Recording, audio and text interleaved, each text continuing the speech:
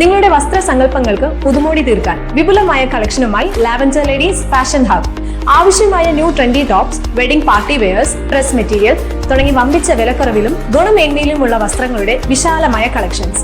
ഇനി ladies fashion ഡ്രസ്സുകളുടെ ഖമനീയ ശേഖരം നിങ്ങൾക്കായി ഒരുക്കുന്നു. ഉടൻ തന്നെ ഞങ്ങളുടെ ഷോറൂം സന്ദർശിക്കൂ.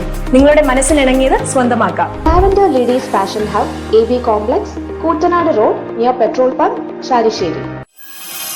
നമസ്കാരം. മുഖ്യമന്ത്രി പിണറായി വിജയൻ രാജിവെക്കണമെന്നാവശ്യപ്പെട്ടുകൊണ്ട് STPI പാലക്കാട് കലക്ടറേറ്റിലേക്ക് മാർച്ച് നടത്തി. മാർച്ച് STPI സംസ്ഥാന സെക്രട്ടറി PR സിയാദ് ഉദ്ഘാടനം ചെയ്തു. ജില്ലാ പ്രസിഡന്റ് ഷഹീർ ചാലിപ്പുറം അധ്യക്ഷനായിരുന്നു.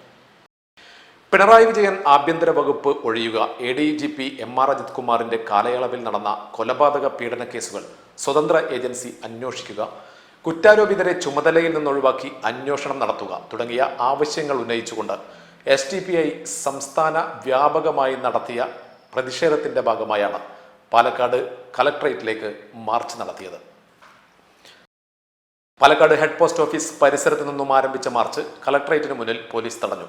ജില്ലയുടെ വിവിധ ഭാഗങ്ങളിൽ നിന്നും എത്തിയ ആയിരക്കണക്കിന് പ്രവർത്തകർ മാർച്ചിൽ അണിനിരന്നു.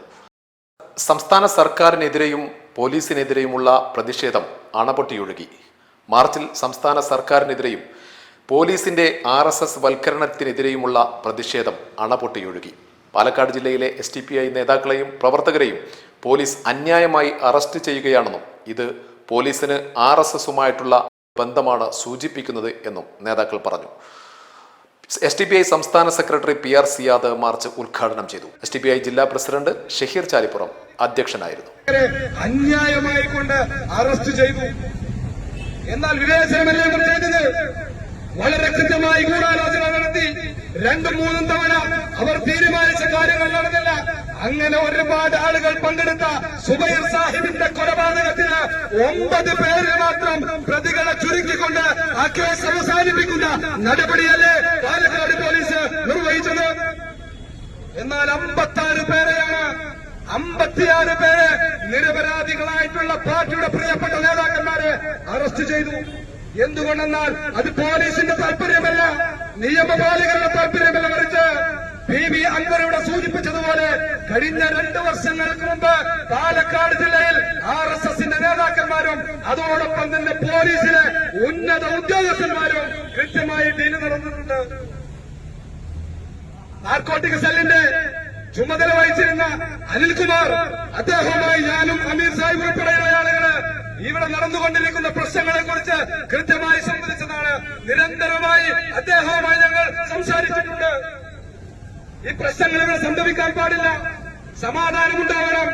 ഏത് തരത്തിലുള്ള സപ്പോർട്ടും അതിന് സോഷ്യൽ ഡെമോക്രാറ്റിക് പാർട്ടി ഓഫ് ഇന്ത്യക്കുണ്ട് എന്നുള്ളത് പാലക്കാട് ജില്ലയിലെ ഒരു നേതാവ് എന്ന നിലക്ക് അമീർ സാഹിബ് എന്റെ സമക്ഷത്തിലുൾപ്പെടെ പല തവണ അനിൽകുമാർ എന്ന് പറയുന്ന ഉദ്യോഗസ്ഥരുമായി സംസാരിച്ചതാണ്. പിന്നെ അവർ പറയുന്നു SP-ക്ക് അതിലൊരു താല്പര്യമില്ല, ASPക്ക് അതിന് താല്പര്യമില്ല. പിന്നെ ആർക്കാണ് താല്പര്യം?